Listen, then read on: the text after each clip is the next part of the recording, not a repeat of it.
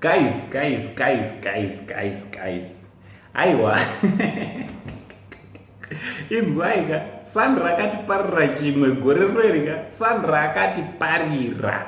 Sandika, Sandra Ndebeleka, akatiparira kuti parira chako chaiko.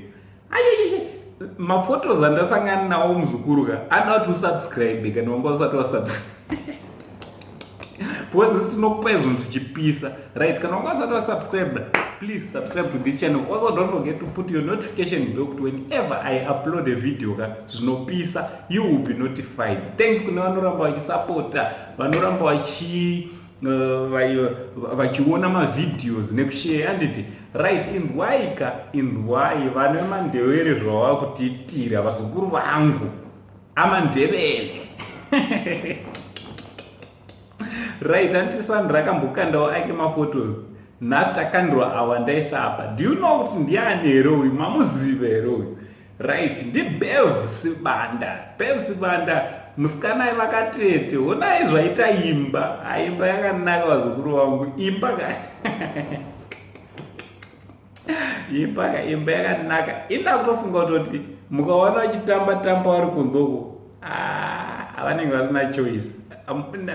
Hapana munhu asingadei imba kumana munhu akapinda mumba akabatwa zvakanaka anodaiwo ndoizvo. Inzwaika.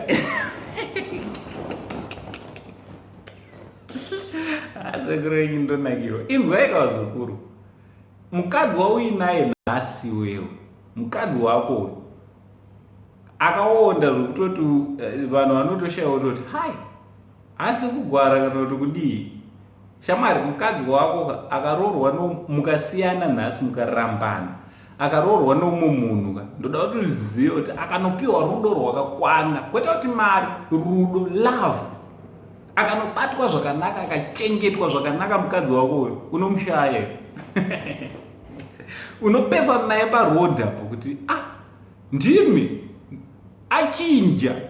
Onai zvaita umwe muzukuru wangu akawanikwa. So ndikuti vazukuru siyai zvokushungurudza vakadzi vasimbewo sezvizvi. Todaita competition. Onai inini tsoka inini ndotoshayiwa kuti ndoitaura sei nyaya yangu. Pevali kuita unatsoona kuti ndo vanonzi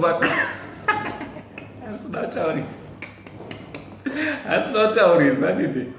Manje kutamba achagona here nebhodhi iyoyi. Katambiro kake kai nekudidi mambo kuziva achazvigona here.